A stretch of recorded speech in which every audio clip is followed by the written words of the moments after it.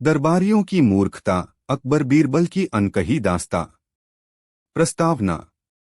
आगरा का किला अपनी पूरी शान और शौकत के साथ यमुना नदी के किनारे खड़ा था।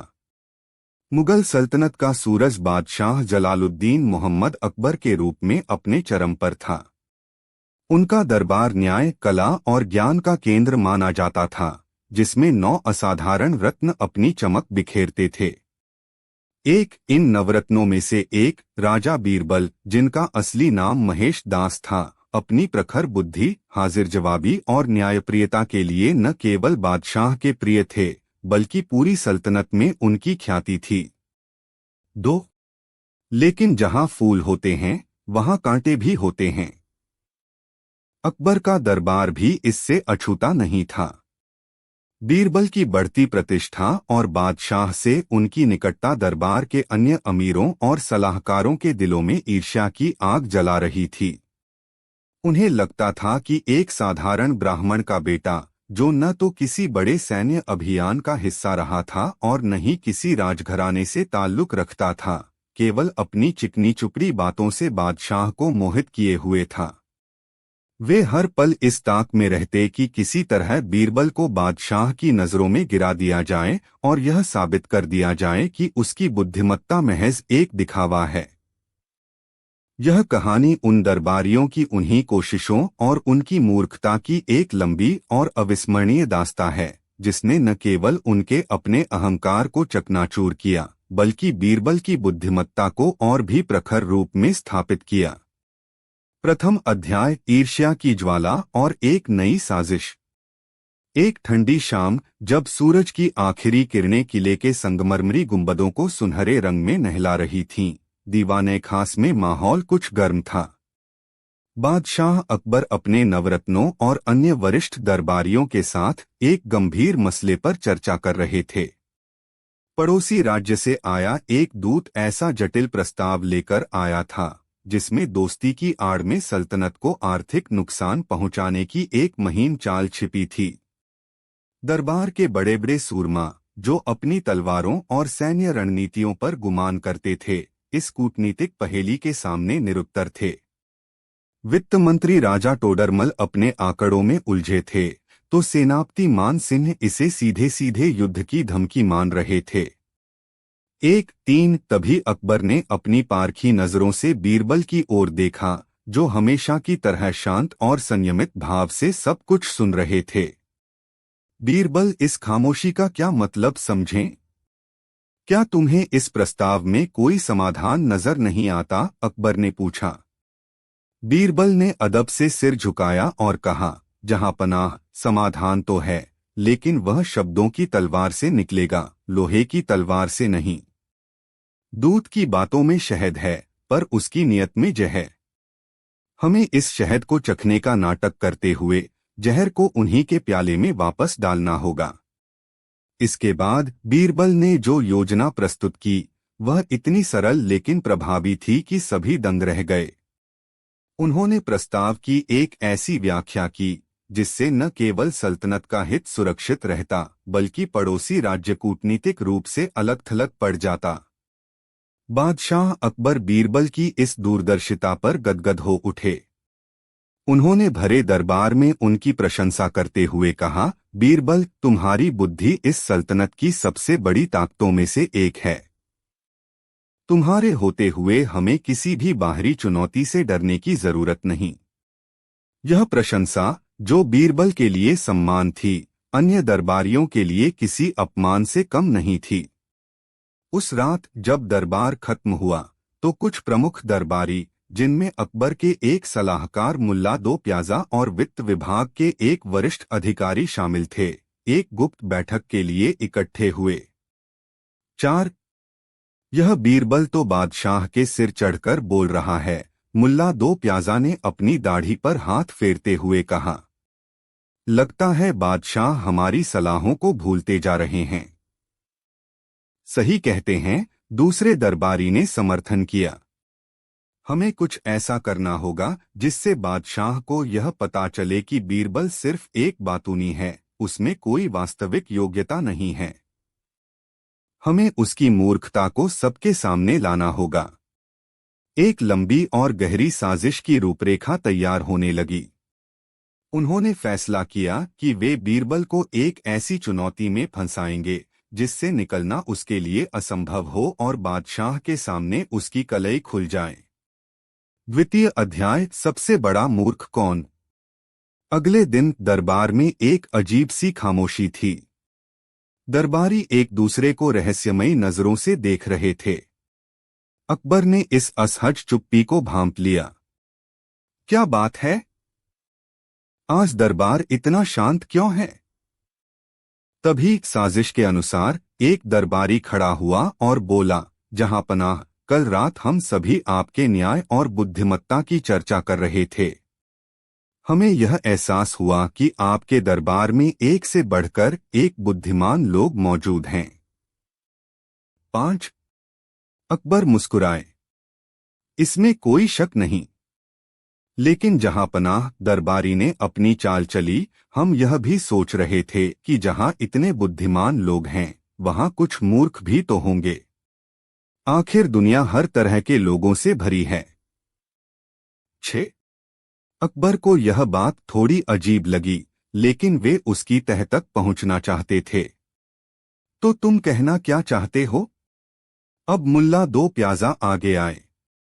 आलमपनाह, हम सब यह चाहते हैं कि बीरबल, जो अपनी बुद्धिमत्ता के लिए प्रसिद्ध हैं, इस राज्य के सबसे बड़े मूर्खों को ढूंढकर आपके सामने पेश करें। इससे न केवल दरबार का मनोरंजन होगा, बल्कि यह भी साबित हो जाएगा कि बीरबल की नजरें कितनी पारखी हैं। 7।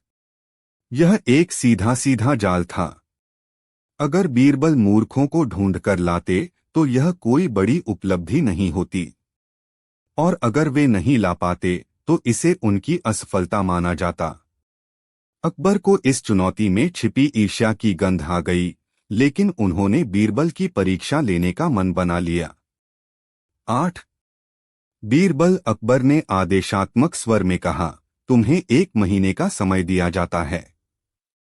जाओ और इस सल्तनत के 4 सबसे बड़े मूर्खों को ढूंढकर हमारे सामने पेश करो। 7। पूरे दरबार में एक विजयी मुस्कान की लहर दौड़ गई।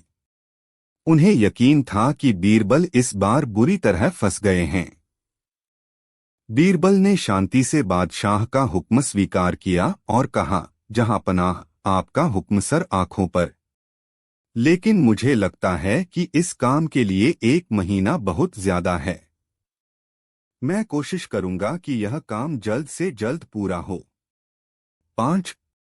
यह कहकर बीरबल दरबार से निकल गए और पीछे छोड़ गए उन दरबारियों को जो अपनी सफलता पर मन ही मन जश्न मना रहे थे।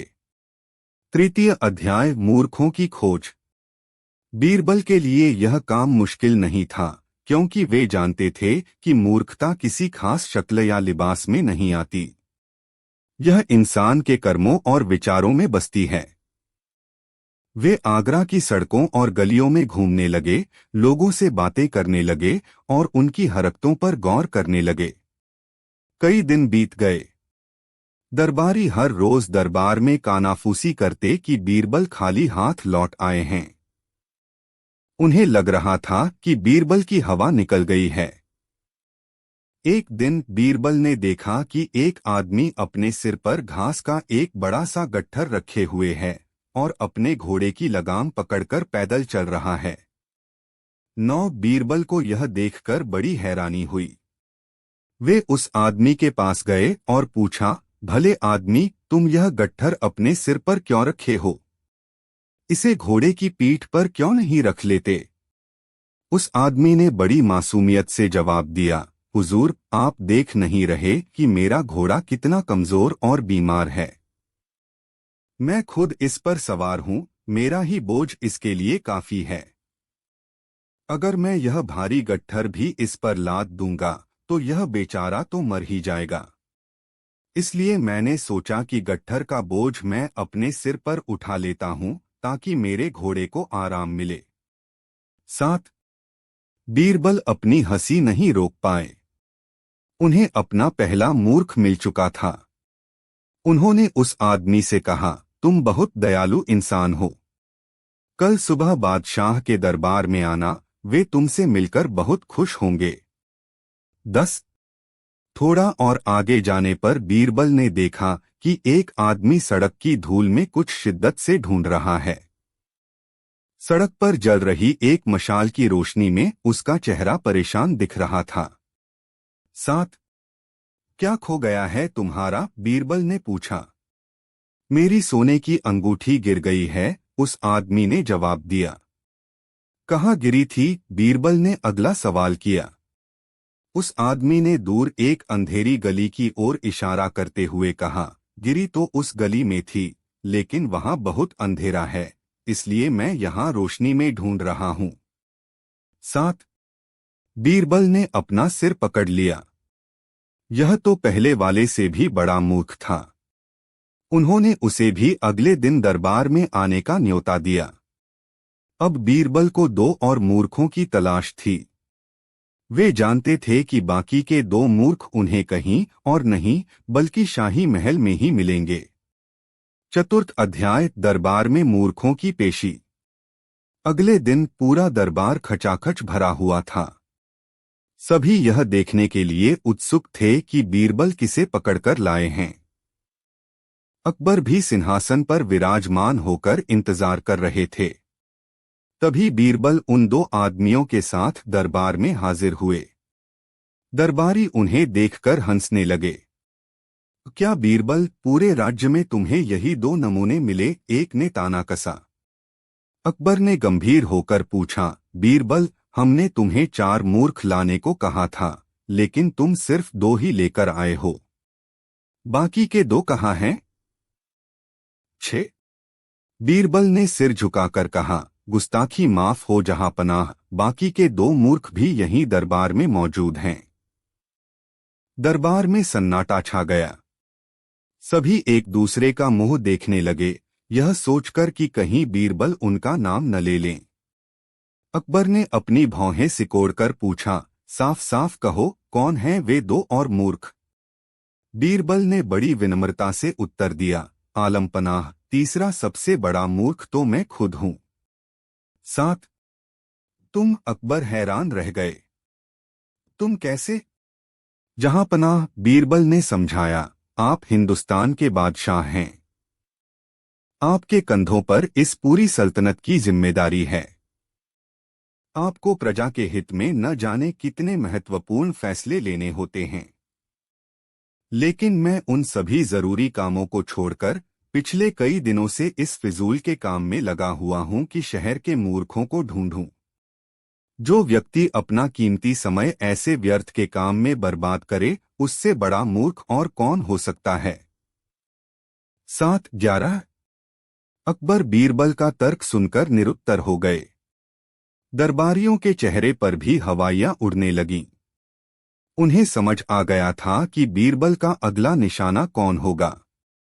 और चौथा मूर्ख? अकबर ने धीरे से पूछा, हालांकि वे जवाब जानते थे। बीरबल ने अपने कान पकड़ लिए और कहा, गुस्ताखी माफ हो जहांपनाह, पर चौथा सबसे बड़ा मूर्ख वह है जिसने एक बुद्धिमान व्यक्ति को ऐसे मूर्खतापूर्ण काम पर लगाया। 7। 12। यह सुनते ही पूरे दरबार में सन्नाटा छा गया। जिन दरबारियों ने यह साजिश रची थी, वे शर्म से पानी पानी हो गए। उनकी अपनी ही चाल उन पर उल्टी पड़ चुकी थी।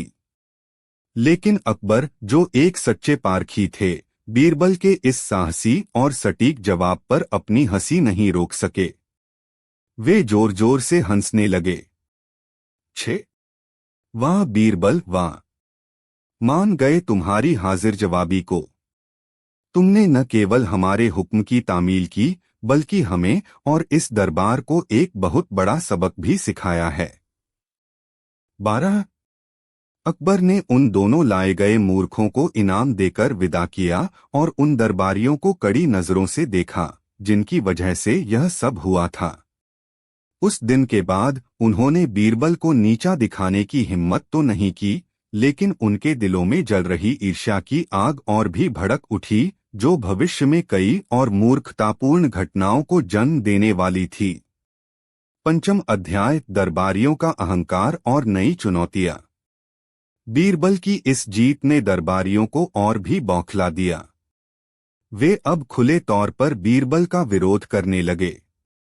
वे हर छोटी बड़ी बात पर बीरबल के फैसलों पर सवाल उठाते और यह साबित करने की कोशिश करते कि बीरबल केवल बातों के धनी हैं, असल ज्ञान से उनका कोई लेना देना नहीं है। एक दिन अकबर ने दरबार में घोषणा की कि वे राजधानी के सबसे बुद्धिमान व्यक्ति को 1000 सोने की मोहरें इनाम में देंगे। यह सुनकर सभी दरबारी अपनी अपनी विद्वता का बखान करने लगे।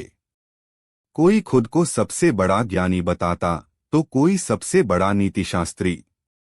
मुल्ला दो प्याजा ने कहा, जहां पनाह बुद्धि का पैमाना ज्ञान है, और मैंने जितने ग्रंथ पढ़े हैं उतने शायद ही किसी ने पढ़े होंगे, इसलिए यह इनाम मुझे मिलना चाहिए। तभी एक और दरबारी बोला, ज्ञान से अधिक महत्वपूर्ण अनुभव है। मैंने अपनी पूरी जिंदगी सल्तनत की सेवा में गुजारी है, मुझसे बड़ा अनुभवी यहाँ कोई नहीं। यह सब सुनकर बीरबल चुपचाप बैठे मुस्कुरा रहे थे। अकबर ने उनसे पूछा, बीरबल तुम कुछ क्यों नहीं कहते? क्या तुम खुद को बुद्धिमान नहीं मानते? बीरबल ने जवाब दिया, जहां पनाह, जो खुद को सबसे बुद्धिमान मानता है असल में वही सबसे बड़ा मूर्ख होता है। बुद्धि का ढिंढोरा नहीं पीटा जाता, वह तो कर्मों से झलकती है। यह सुनकर दरबारी भड़क गए। यह तो बहाना है। असल में बीरबल के पास कहने को कुछ है ही नहीं। अकबर ने इस विवाद को समाप्त करने के लिए एक परीक्षा रखने का फैसला किया। उन्होंने कहा, ठीक है, कल तुम सब अपनी अपनी बुद्धिमत्ता का एक एक उदाहरण लेकर आना। जिसका उदाहरण सर्वश्रेष्ठ होगा वही इस इनाम का हकदार होगा। अगले दिन दरबार में सभी अपनी पूरी तैयारी के साथ आए।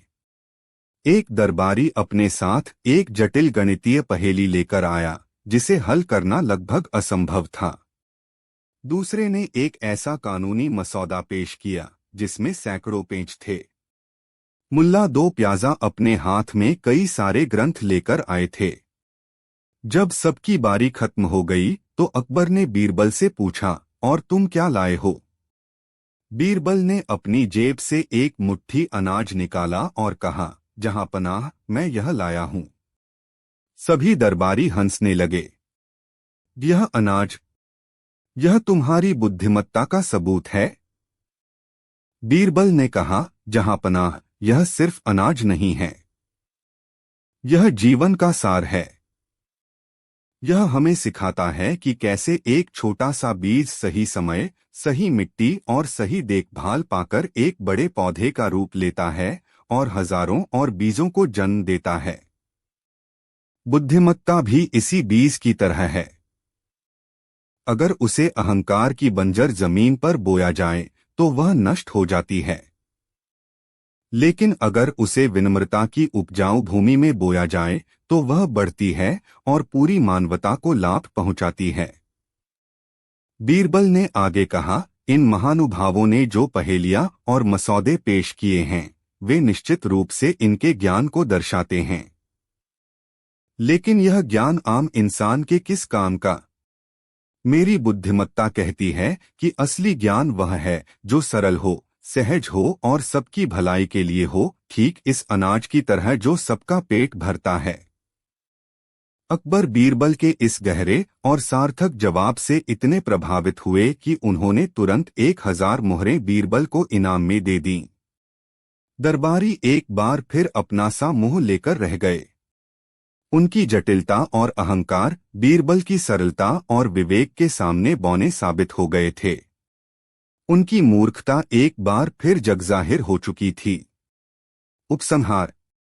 इसके बाद भी दरबारियों ने कई निश्चित रूप से प्रस्तुत है उस कहानी का अगला भाग। भाग 2। षष्ठम अध्याय, एक नई सुबह, एक नया षड्यंत्र। दरबारियों के जले हुए दिलों पर बीरबल की बुद्धिमत्ता का मरहम नहीं बल्कि नमक लग चुका था। इनाम में मिली सोने की मोहरों की खनक उनके कानों में अपमान के शोर की तरह गूंज रही थी। उनका अहंकार, जो पहले ही चकनाचूर हो चुका था, अब क्रोध और प्रतिशोध की ज्वाला में बदल गया था। वे यह मानने को तैयार नहीं थे कि एक साधारण व्यक्ति अपनी बुद्धि के बल पर उन्हें बार बार मात दे सकता है। उस रात मुल्ला दो प्याजा के घर पर एक बार फिर गुप्त सभा बैठी। माहौल में पिछली बार से भी अधिक गंभीरता और गुस्सा था। यह अपमान अब असहनीय है, एक वरिष्ठ दरबारी ने मेज पर मुक्का मारते हुए कहा। वह बीरबल हमें हर बार मूर्ख साबित कर देता है और बादशाह उसकी बातों पर मंत्रमुग्ध हो जाते हैं। हमें कोई ऐसी तरकीब निकालनी होगी जिससे वह बच न सके। मुल्ला दो प्याजा, जो गहरी सोच में डूबे हुए थे, बोले, पिछली बार हमारी गलती यह थी कि हमने उसे ऐसा काम दिया जिसका जवाब वह बातों से दे सकता था। मूर्ख ढूंढना, बुद्धिमत्ता का सबूत देना, ये सब बातें हवा हवाई हैं। इस बार हमें उसे एक ऐसा काम देना होगा जिसे भौतिक रूप से करके दिखाना पड़े, एक ऐसा काम जो असंभव हो। सभी दरबारी सोचने लगे, क्या हो सकता है वह असंभव काम। तभी एक चालाक दरबारी की आंखों में चमक आई। उसने खिड़की से बाहर रात के अंधेरे में बैठे कुछ कौओं की तरफ इशारा करते हुए कहा, क्यों न हम बीरबल से कहें कि वह आगरा शहर के सारे कौओं की गिनती करके बताएं। यह विचार सबको पसंद आया। यह एक आदर्श जाल था। कौओं की गिनती करना असंभव था। वे पल पल में यहां से वहां उड़ते रहते हैं। कोई भी उनकी सटीक संख्या नहीं बता सकता। अगर बीरबल कोई संख्या बताता तो वे उसे झूठा साबित कर सकते थे, और अगर वह मना करता तो यह उसकी हार होती। मुल्ला दो प्याजा की दाढ़ी के नीचे एक कुटिल मुस्कान फैल गई। वाह, क्या विचार है! इस बार बीरबल कहीं का नहीं रहेगा।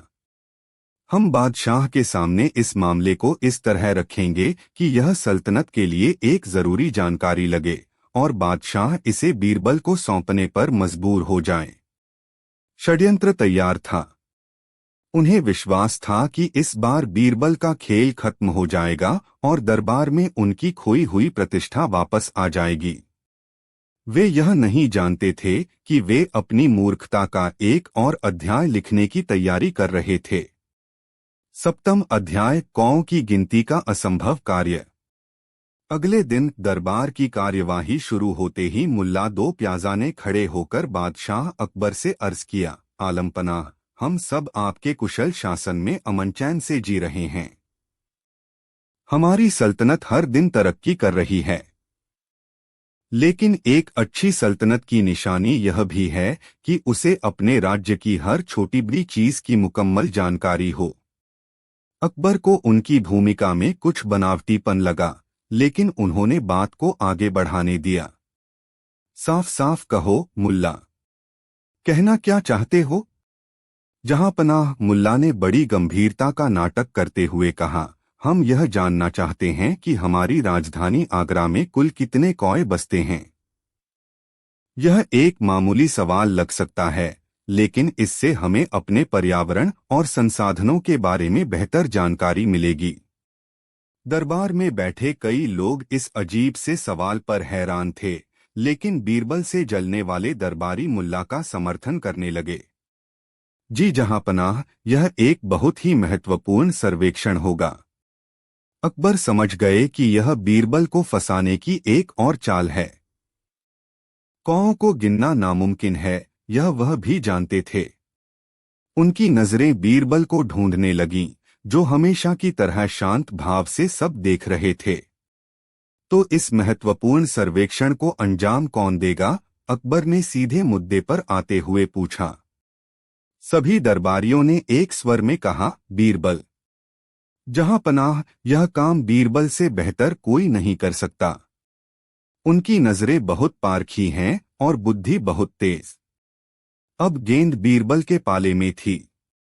अगर वे मना करते तो यह उनकी सीधी सीधी हार होती।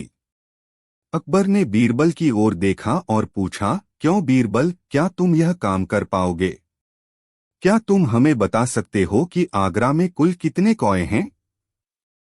सभी की निगाहें बीरबल पर टिक गईं। षड्यंत्रकारी दरबारियों के चेहरे पर विजी मुस्कान थी। उन्हें लगा, इस बार तो बीरबल फंस ही गए। बीरबल अपनी जगह से उठे, अदब से झुके और बोले, क्यों नहीं जहांपना। यह तो बहुत ही आसान काम है। बस मुझे अपना हिसाब किताब करने के लिए 1 हफ्ते का समय और कुछ मदद चाहिए होगी। यह जवाब सुनते ही दरबारियों के होश उड़ गए। आसान काम। वे एक दूसरे का मुंह देखने लगे।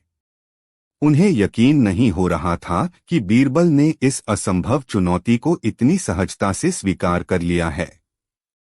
अकबर मुस्कुराए। ठीक है बीरबल, तुम्हें 1 हफ्ते का समय दिया जाता है। बताओ तुम्हें क्या मदद चाहिए। बीरबल ने कहा, बस मेरे सहायकों को कुछ कागज और कलम दे दी जाए। अकबर ने तुरंत इसकी व्यवस्था करने का आदेश दिया। दरबारी हैरान और परेशान थे, लेकिन अब वे कुछ कर भी नहीं सकते थे। 1 हफ्ते बाद का दिन तय हो गया और बीरबल दरबार से ऐसे निकले जैसे वह किसी सैरसपाटे पर जा रहे हों। अष्टम अध्याय, बीरबल का अवलोकन और दरबारियों का उल्लास। अगले कुछ दिन आगरा शहर ने एक अजीब नजारा देखा। बीरबल सुबह सुबह अपने कुछ सहायकों के साथ शहर के अलग अलग हिस्सों में निकल जाते। वे कभी किसी ऊंची छत पर आराम से बैठकर घंटों आसमान को ताकते रहते, तो कभी किसी घने पेड़ के नीचे बैठकर सहायकों को कुछ लिखने का आदेश देते। दरबारी उन पर अपनी नजरें गड़ाए हुए थे। वे देखते कि बीरबल कोई गिनती नहीं कर रहे, बल्कि बस आराम फरमा रहे हैं। वे मन ही मन बहुत खुश होते। देखा, मुल्ला दो प्याजा ने अपने साथियों से कहा, मैंने कहा था न, वह बस हवाबाजी कर रहा है। उसे भी पता है कि यह काम नामुमकिन है। वह सिर्फ समय बर्बाद कर रहा है। हफ्ते के आखिरी दिन वह कोई न कोई बहाना बनाकर अपनी हार मान लेगा। हर शाम वे बादशाह के कान भरते, जहां पनाह, बीरबल तो कुछ कर ही नहीं रहे हैं। वे तो बस शहर में घूमते हैं और आराम करते हैं। लगता है उन्होंने पहले ही हार मान ली है। अकबर सब सुनते पर कुछ कहते नहीं। उन्हें बीरबल पर पूरा भरोसा था। वे जानते थे कि बीरबल की खामोशी के पीछे कोई न कोई गहरी योजना जरूर छिपी होगी। जैसे जैसे हफ्ता खत्म होने को आया, दरबारियों का आत्मविश्वास बढ़ता गया। वे आपस में जश्न मनाने लगे थे कि आखिरकार उन्होंने बीरबल को हराने का तरीका ढूंढ ही लिया।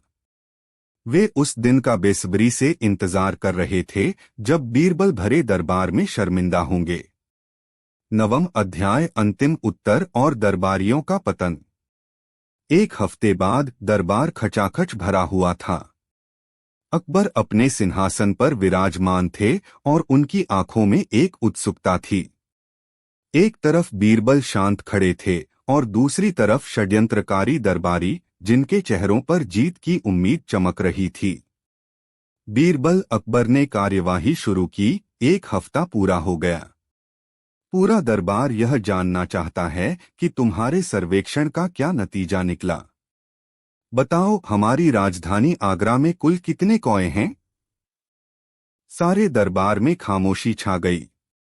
सभी कान लगाकर सुनने लगे। बीरबल ने आगे बढ़कर अपनी एक पर्ची निकाली और बड़े आत्मविश्वास से कहा, जहांपनाह, मेरे विस्तृत सर्वेक्षण और गहन गणना के अनुसार इस समय आगरा शहर में कुल 49,722 कौए हैं। यह एक बहुत ही सटीक संख्या थी। दरबारी तुरंत हंसने लगे। मुल्ला दो प्याजा ने खड़े होकर कहा, यह सरासर झूठ है जहांपना। कोई इतनी सटीक गिनती कैसे कर सकता है? हम इसे नहीं मानते। बीरबल हमें मूर्ख बना रहे हैं। दूसरे दरबारी भी चिल्लाने लगे, हाँ जहांपना, यह धोखा है। इसकी जांच होनी चाहिए। अकबर ने बीरबल की ओर देखा, जिनकी मुस्कान में कोई बदलाव नहीं आया था। बीरबल, ये लोग तुम्हारी गिनती पर शक कर रहे हैं। तुम इसे कैसे साबित करोगे? बीरबल ने सिर झुकाकर कहा, जहांपनाह, मुझे अपनी गिनती पर पूरा यकीन है। लेकिन अगर इन महानुभावों को कोई शक है तो ये बेशक दोबारा गिनती करवा सकते हैं। अब दरबारी अपनी ही चाल में फंस गए। मुल्ला ने कहा, ठीक है, हम गिनती करवाएंगे, और अगर तुम्हारी बताई संख्या गलत निकली तो? बीरबल ने बड़ी सरलता से जवाब दिया, अगर गिनती करने पर कौओं की संख्या इससे ज्यादा निकलती है तो इसका मतलब यह होगा कि आगरा के कौओं से मिलने के लिए उनके कुछ रिश्तेदार आस पड़ोस के राज्यों से आए हुए हैं। और अगर संख्या इससे कम निकलती है तो इसका सीधा सा अर्थ है कि हमारे आगरा के कुछ कौए अपने रिश्तेदारों से मिलने शहर से बाहर गए हुए हैं। लेकिन जहां तक आगरा के स्थायी निवासी कौओं की बात है तो उनकी संख्या ठीक 49,722 ही है। यह जवाब सुनते ही पूरे दरबार में सन्नाटा छा गया। दरबारियों के खुले मुंह खुले ही रह गए। बीरबल ने एक ऐसा तर्क दिया था जिसे काटा नहीं जा सकता था। यह एक ऐसा जवाब था जो सही भी था और जिसे गलत साबित करना भी नामुमकिन था। उनकी अपनी ही चुनौती उन पर उल्टी पड़ चुकी थी। वे अब गिनती करवाने की बात भी नहीं कर सकते थे, क्योंकि नतीजा कुछ भी हो, बीरबल का तर्क हमेशा सही साबित होता। बादशाह अकबर बीरबल की इस अद्भुत और लाजवाब बुद्धिमत्ता पर अपनी हंसी रोक नहीं पाए। वे जोर जोर से हंसने लगे और उनकी हंसी में पूरा दरबार शामिल हो गया। शर्म और अपमान से दरबारियों के चेहरे लाल हो चुके थे। उनकी एक और मूर्खतापूर्ण योजना बीरबल की बुद्धि के सामने धूल चाट चुकी थी। अकबर ने बीरबल को एक बार फिर शाबाशी दी और उन दरबारियों को यह सबक सिखाया कि दूसरों के लिए गड्ढा खोदने वाला अक्सर खुद ही उसमें गिरता है। निश्चित रूप से प्रस्तुत है बादशाह अकबर और उनके नवरत्नों पर आधारित एक विस्तृत कहानी। बादशाह के नवरत्न, एक असाधारण चुनौती। प्रस्तावना। हिंदुस्तान की सरजमी पर मुगलिया सल्तनत का परचम बुलंदी पर था। आगरा का किला अपनी पूरी शानो शौकत के साथ दुनिया के सबसे शक्तिशाली शासकों में से एक शहंशाह जलालुद्दीन मोहम्मद अकबर के गौरव का प्रतीक बनकर खड़ा था। यह केवल ईंट और पत्थर की इमारत नहीं थी, बल्कि यह ज्ञान, कला, न्याय और संस्कृति का एक जीवंत केंद्र थी। इस केंद्र की आत्मा थे बादशाह अकबर के नवरत्न, 9 ऐसे असाधारण व्यक्ति जो अपने अपने क्षेत्र के शिखर पर थे और जिनकी चमक ने अकबर के दौर को इतिहास में स्वर्ण युग के रूप में दर्ज कर दिया था। राजा बीरबल महेश दास अपनी अद्वितीय बुद्धि और हाजिर जवाबी के लिए जाने जाते थे। संगीत सम्राट तानसेन के सुरों में वो जादू था कि पत्थर भी पिघल जाएं। राजा मान सिंह की तलवार की खनक से दुश्मनों के दिल दहल जाते थे। राजा टोडरमल की उंगलियां सल्तनत के खजाने और जमीन की नब्ज पर रहती थीं। अबुल फजल अपनी कलम से इतिहास लिख रहे थे तो उनके भाई फैजी अपनी शायरी से दिलों में उतर जाते थे। फकीर अजियाउद्दीन एक ऐसे सलाहकार थे जिनकी आध्यात्मिक और तार्किक समझ पर बादशाह को अटूट विश्वास था। और मुल्ला दो प्याजा अपने व्यंग्य और व्यावहारिक ज्ञान के लिए मशहूर थे। यह नवरत्न केवल सलाहकार नहीं थे, बल्कि वे अकबर के शासन रूपी रथ के 9 पहिए थे जो एक साथ मिलकर सल्तनत को प्रगति के पथ पर दौड़ा रहे थे। लेकिन जहां प्रकाश होता है वहां छाया भी होती है। नवरत्नों की यह असाधारण प्रतिष्ठा और बादशाह से उनकी निकटता दरबार के अन्य अमीरों, सेनापतियों और सलाहकारों के दिलों में ईर्ष्या का एक स्थायी कांटा बन चुकी थी। वे खुद को खानदानी योद्धा और प्रशासक मानते थे और इन कलाकारों और बुद्धिजीवियों को मिले सम्मान को पचा नहीं पाते थे।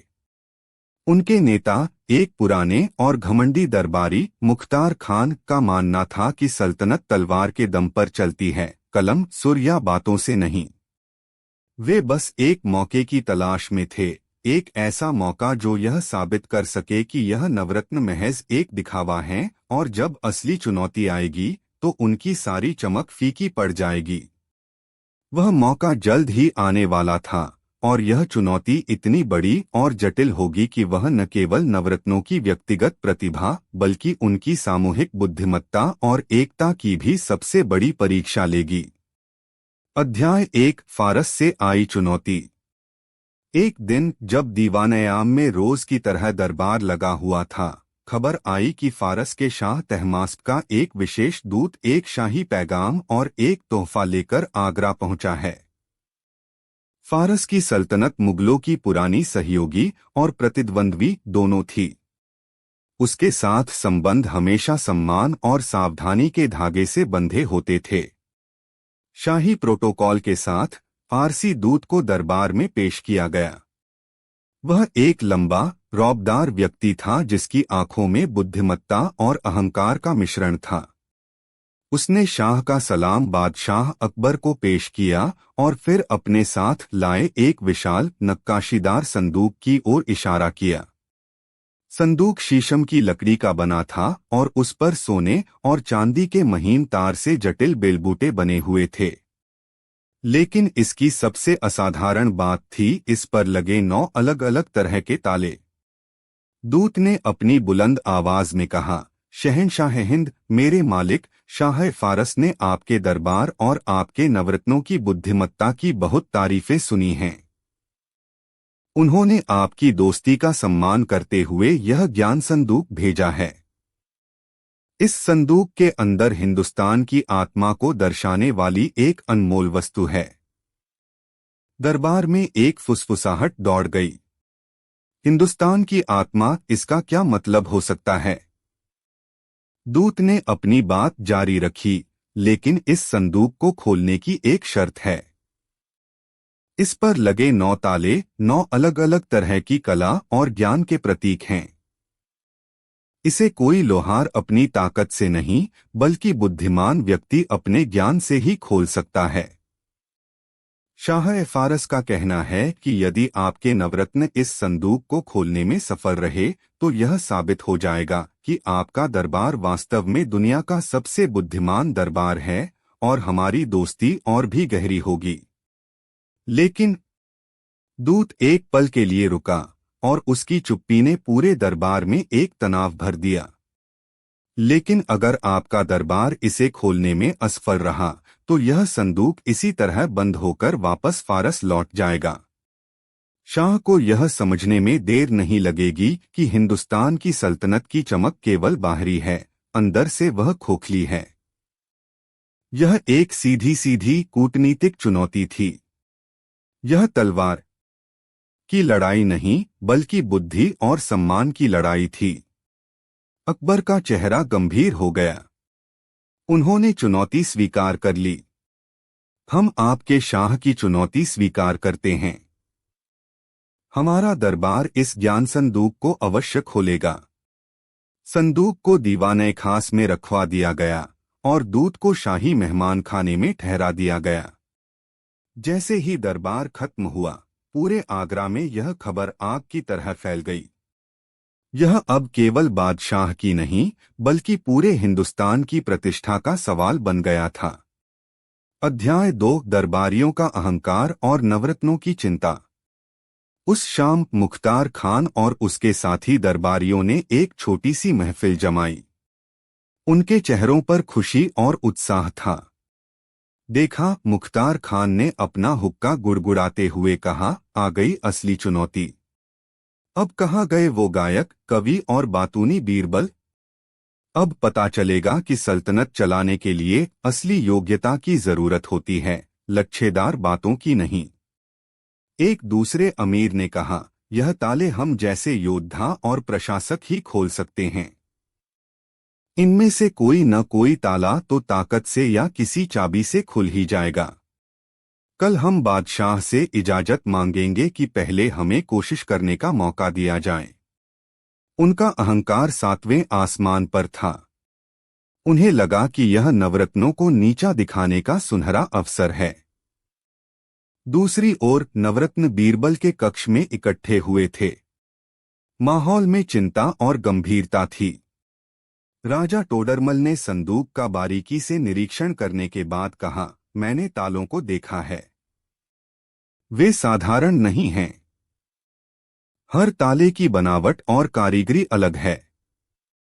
यह किसी एक व्यक्ति के बस का काम नहीं लगता। तानसेन ने कहा, उनमें से एक ताले पर संगीत के साथ सुरों के निशान बने हैं। शायद उसका संबंध संगीत से हो। राजा मान सिंह बोले, एक ताला तो ऐसा है जिसमें कोई चाबी लगाने की जगह ही नहीं है। वह किसी जटिल यांत्रिक पहेली जैसा लगता है। बीरबल चुपचाप सबकी बातें सुन रहे थे। उन्होंने कहा, मित्रों, यह चुनौती जितनी बड़ी है, अवसर भी उतना ही बड़ा है। फारस के शाह ने यह संदूक भेजकर अनजाने में हमें अपनी ताकत दुनिया को दिखाने का मौका दिया है। हमारी ताकत हमारी एकता में है। यह संदूक हम में से कोई एक नहीं, बल्कि हम सब मिलकर खोलेंगे। यह हम 9 रत्नों की सामूहिक परीक्षा है। बीरबल की बातों ने सब में एक नया आत्मविश्वास भर दिया। उन्होंने फैसला किया कि वे मिलकर इस चुनौती का सामना करेंगे। अगले दिन मुख्तार खान ने बादशाह से संदूक खोलने की कोशिश करने की इजाजत मांगी। अकबर जानते थे कि यह अहंकार बोल रहा है, फिर भी उन्होंने उन्हें एक मौका दिया। मुख्तार खान और उसके साथियों ने घंटों तक उन तालों से माथापच्ची की। उन्होंने ताकत आजमाई, औजारों का इस्तेमाल किया और हर तरह की चाबियों का गुच्छा ले आए, लेकिन एक भी ताला टस से मस नहीं हुआ। शाम तक वे पसीने पसीने हो चुके थे और उनके चेहरे पर हवाइयां उड़ रही थीं। उनकी यह असफलता नवरत्नों की चुनौती को और भी गंभीर बना चुकी थी। अध्याय 3 ज्ञान की पहली कसौटी, अबुल फजल और फैजी। जब अहंकारी दरबारी असफल हो गए तो अकबर ने नवरत्नों को बुलाया। दीवाने खास में फारसी दूत की मौजूदगी में यह परीक्षा शुरू हुई। बीरबल ने आगे बढ़कर कहा, जहांपनाह, हम हर ताले को उसके विशेषज्ञ को सौंपेंगे। उन्होंने सबसे पहले उस ताले की ओर इशारा किया जिस पर अक्षरों की महीन नक्काशी थी। बीरबल ने कहा, यह ज्ञान और इतिहास का ताला लगता है। इसे अबुल फजल से बेहतर कौन समझ सकता है? अबुल फजल आगे आए। उन्होंने ताले पर खुदे अक्षरों को ध्यान से पढ़ा। वे प्राचीन फारसी लिपि में थे। उस पर एक पहेली लिखी थी, मैं वह हूं जो बनता भी है और मिटाया भी जाता है। राजा मेरी वजह से अमर होते हैं और सल्तनतें मेरी वजह से जानी जाती हैं। मेरा नाम ही इस ताले की चाबी है। अबुल फजल एक पल के लिए मुस्कुराए। उन्होंने कहा, यह तो बहुत सरल है। वह चीज इतिहास, हिस्ट्री है। जैसे ही उन्होंने ताले के पास जाकर फारसी में तारीख शब्द कहा, एक खट की आवाज आई और पहला ताला खुल गया। दरबार में वाहवाह की आवाज गूंज उठी। फारसी दूत की आंखों में भी प्रशंसा का भाव था। अब बीरबल ने दूसरे ताले की ओर इशारा किया, जिसकी बनावट एक फूल की तरह थी और उस पर एक दोहा खुदा हुआ था। यह ताला कविता और कला की समझ मांगता है। इसके लिए मैं शायर आजम फैजी को आमंत्रित करता हूं। फैजी ने दोहे को पढ़ा। स्याही के समंदर में कलम की नाव चलाता हूं। दिल की जमीन पर लफ्जों के फूल उगाता हूं। जो फूल है मेरा नाम, वही इस ताले की पहचान। यह एक रूपक था। फैजी ने कुछ देर सोचा और फिर मुस्कुराए। उन्होंने कहा, स्याही के समंदर में कलम की नाव चलाने वाला और शब्दों के फूल उगाने वाला शायर, पोएट होता है। लेकिन यहाँ फूल का जिक्र भी है। फारसी में कविता को नज्म भी कहते हैं, पर सबसे खूबसूरत शब्द है सुखन, जिसका अर्थ मीठे बोल या कविता होता है। उन्होंने ताले पर बने फूल को धीरे से छुआ और सुखन लफ्ज अदा किया।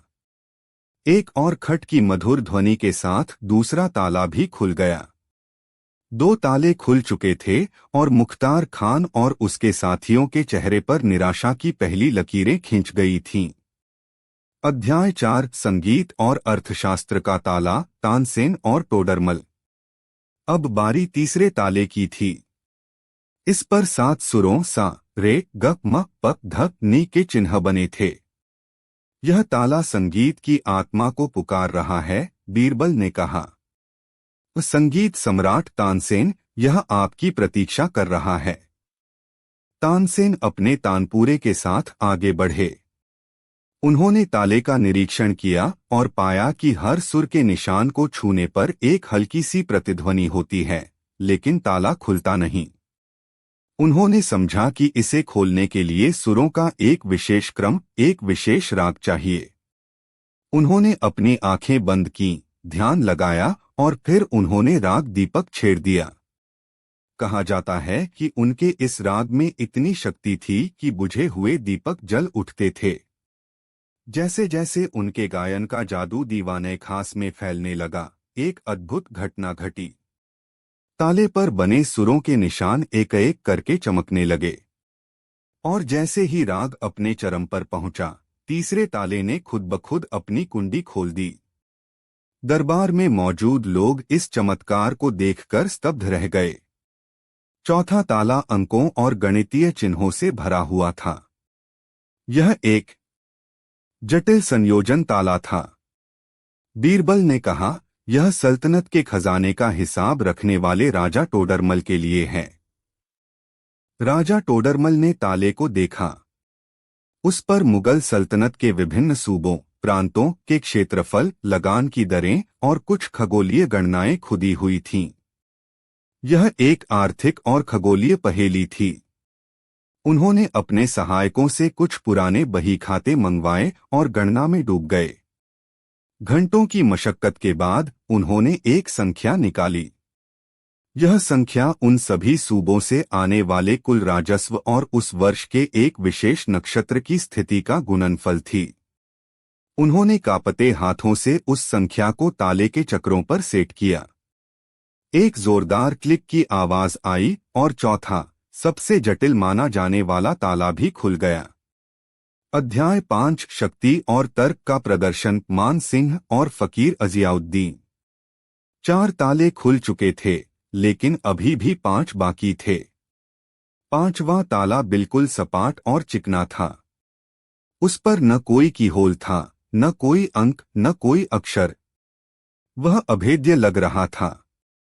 यह शक्ति की परीक्षा है, बीरबल ने कहा, लेकिन अंधी ताकत की नहीं, बल्कि सधी हुई ताकत की। सेनापति राजा मान सिंह, कृपया इसे देखें। मान सिंह ने ताले का हर कोण से निरीक्षण किया। उन्होंने पाया कि संदूक की लकड़ी में कुछ बहुत ही महीन दरारें हैं, जो एक विशेष पैटर्न बनाती हैं। उन्होंने समझा कि यह ताला किसी एक बिंदु पर सही मात्रा में दबाव डालने से ही खुलेगा।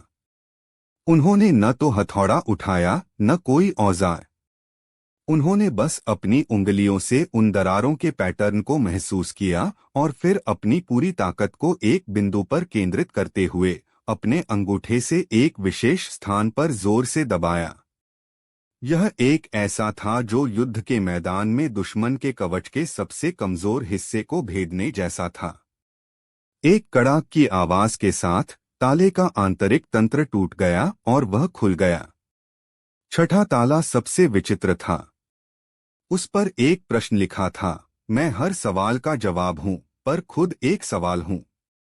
मुझे पाने के लिए मुझे खोना पड़ता है। बताओ मैं कौन हूं? बीरबल ने फकीर अजियाउद्दीन की ओर देखा। यह एक आध्यात्मिक और तार्किक पहेली है।